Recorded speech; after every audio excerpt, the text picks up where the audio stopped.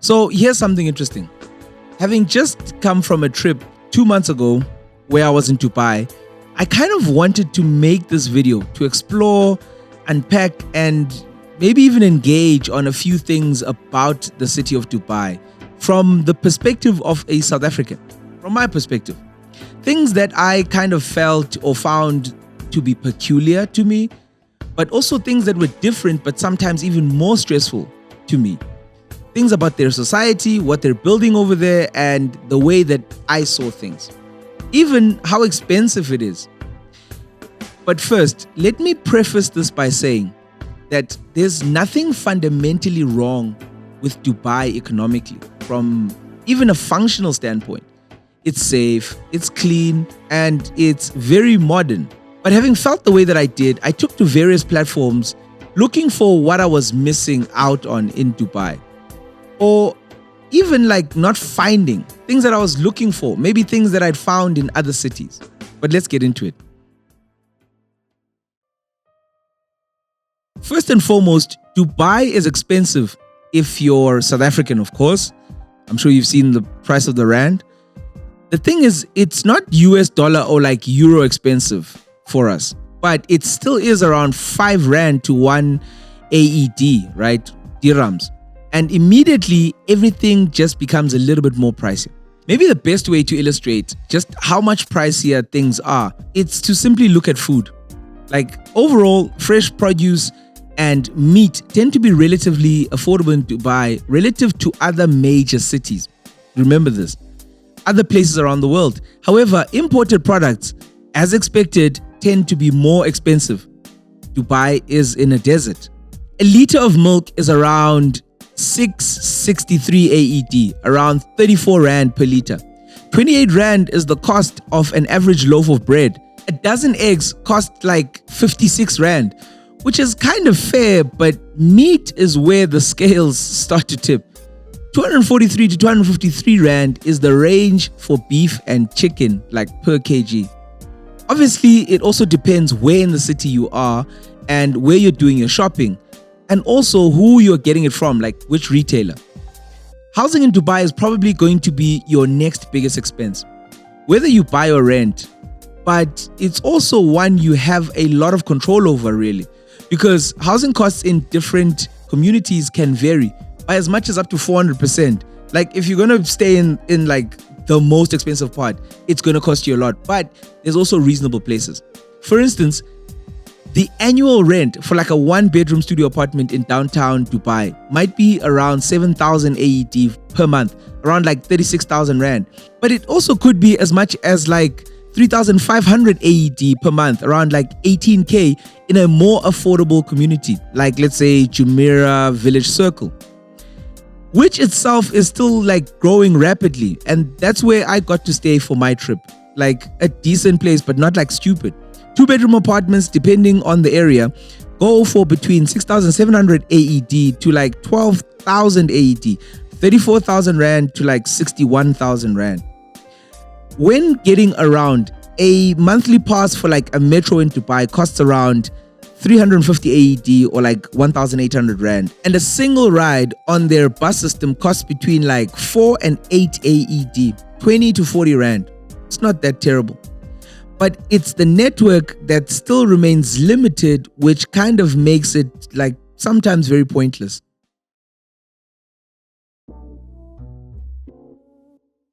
An example of great design and spatial planning. Well, Dubai isn't that.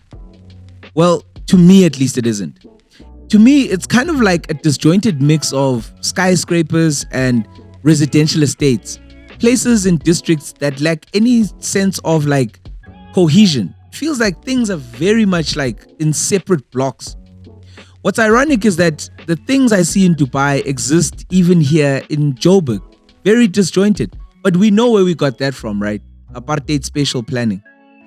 It's pretty much impossible to walk anywhere in Dubai, since the entire layout is connected by massive roadways and arterial roads leading from one giant development to the next. It's almost like you move from here to there and you can't do anything in between. On top of all of that, the city lacks shared public spaces, third spaces. And this leads to an overall void in like togetherness that many other cities that I've been to around like the world, like first world cities, these ones often develop parks and squares where people can gather and there can be a sense of cohesion and togetherness, you know? Okay, look, before you go to my comment section and blast me, don't get me wrong, there are great places to hang out and Dubai makes sure that you know where they are and what you can do when you get there. But they don't flow into each other like in other older, I guess, global cities. Even maybe like even Istanbul. Like to be clear, skyscrapers in Dubai are not built for like any clear purpose. Again, to me, this is my opinion. It's an opinion video. Like to be clear, skyscrapers in Dubai are not built for like a clear purpose. That's what it feels like to me. They're built for like all the wrong reasons. They feel like they're a vanity thing, like a project to see how high we can go. They're not really built for a need like densification or like for accommodating a lot of people because we don't have space. Despite recent efforts to enhance its public transport system, including the development of like a larger metro network, Dubai's sprawling urban design, it kind of still promotes strong reliance on cars. So literally, while I was there, you had to be in an Uber, you had to be in a car, and that's kind of how you get around mostly. The reliance on cars, like even here in Joburg, starts to create a disconnected society. The highways become too big and you can't even cross them, right, as a pedestrian. The connections between neighborhoods dissected by main roads is so stark and it feels cold.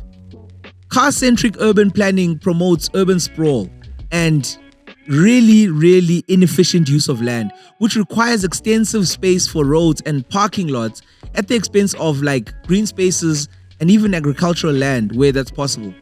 Obviously, I'm not saying that Dubai is going to have tons of agricultural land, but like they could make better use of the land that they have.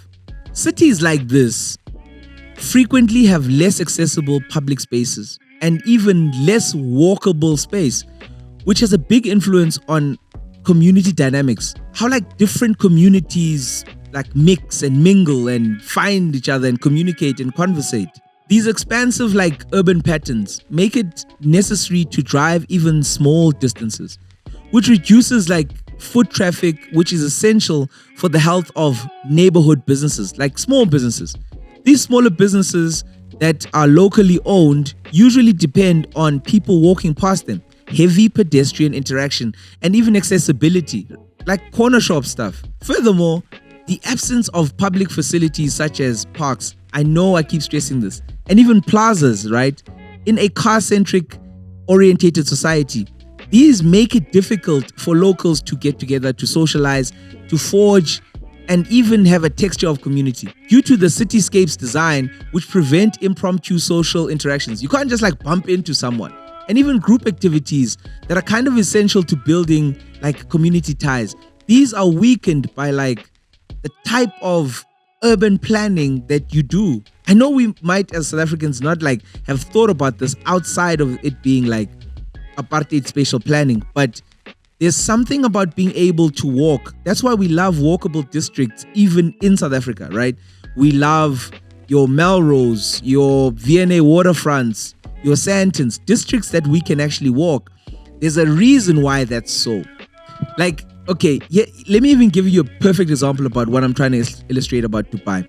On like this one day, I was going to go see a friend who lives like across the freeway. He lives at Jumeirah Golf Estates, and I was at JVC, which is literally like right next to. Now, what's interesting and frustrating about this is that when you go from like the golf estate to like where I was staying at the hotel, it's about 6 kilometers. When you go from our hotel to the estate, it took me like 30 minutes because I had to almost go away from the location and then still come back. That isn't really great for planning, and it's also a little bit frustrating, to say the least. It just doesn't make sense.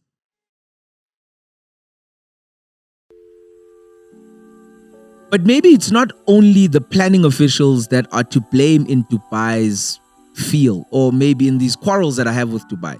I mean, having the chance to build a city from scratch like Dubai gives so much room to bring out the culture of the Emiratis, even if it's like a little bit more of it. And you get to have a city that has a little bit more character. But there are a few areas that have this Middle Eastern texture and they look really good. They feel authentic. But again, the skyscrapers don't feel that way to me. Maybe I'm also just stuck with an idea of what it should look like. I think you can tell me in the comments if I'm asking for a little bit too much. Maybe ndim or wrong, guys. But where I'm going with this is that when you look at the skyscrapers and the buildings in Dubai, some have the names of the developers who like built them. It feels so vain, like Amar, Damak, Tiger, Shoba, and the likes. They put their names on the building no matter who's actually inside the building and is renting from them.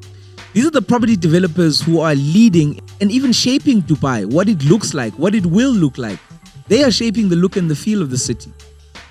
I mean, there's nothing wrong in a city having a city center that has that, like, you know, that Manhattan feel. That, you know, when I was in New York, I was like, but it still didn't feel like it was anything to be like happy about. It didn't feel like this was authentic. I don't know if that makes sense, but it still felt like to me that it was too much to even still be something that is necessary in the areas that it exists in. Maybe the buildings serve a purpose. Like, if you're an architect, please enlighten me. Does it help to build high in these desert areas? Is it a necessity? I don't know. I mean, when you look at places like Dubai Mall, there's a sense of separation in most things. Getting to the timeout market, for instance, from the mall side, you have to walk around the fountain, like around the fountain. A simple bridge across would have made this experience so much more engaging, so much more captivating. The fountain is just there and, like, I guess you look at it, but it doesn't move you. It's like a thing that they've put because there's space there. I don't know. But I feel like I'm complaining about something that's irrelevant. But it still kind of feels important to me, somehow. It feels important in how people engage in spaces, in areas. Having been to some of the biggest cities in the world, I also feel like character is important in a major city. For instance, when I was in New York, I got why Manhattan was the way that it was. It's constricted by space, right? It's small, but they wanted to put a lot of people in that space. They wanted to fit a lot of things into that area to create districts. Amsterdam felt great to me as well. It just made sense how they incorporated the challenge of the water into their cityscape. Like Paris, well, look, Paris is Paris. It's beautiful in some areas, concrete in a lot of other areas, but overall there's a feel from where it came from and how and why it chose to grow in the way that it did. Shanghai, it's grand in scale, but it feels modern, but it doesn't feel out of touch. However, it also doesn't feel forced. Beijing, I'm in the middle. But then again, it's an administrative capital. What am I expecting from like a Pretoria? And the country's capital, look, it's functional, right? It's functional over aesthetic. But it's also still very textured, storied. There's a feel of how the city developed over the centuries. But there's also a way that they're modernizing certain areas of the city to make it feel modern, but not to lose that touch and texture. Okay, but like, follow my craziness here. I know this, I mean, if you're still here in this video, it like really, I really hope this is giving you something to think about. Take, for instance, in South Africa, there's something called a double up. This is a road or a path that's created by people who see a faster route to where they need to be. A route that doesn't conform with where the markings are that are showing them where to go. More often than not, this route will be made in the places like, let's say, gardens or like parks or public parks. It's like a footpath that runs counter to the zigzagging path that the space architect envisioned. To me, the very concept of a double up shows that the designer of the space didn't prioritize people. They put aesthetic over people. how the space functions over how you thought it would function. That's the gap. That's the gap that shows that there's a lack of thoughtfulness.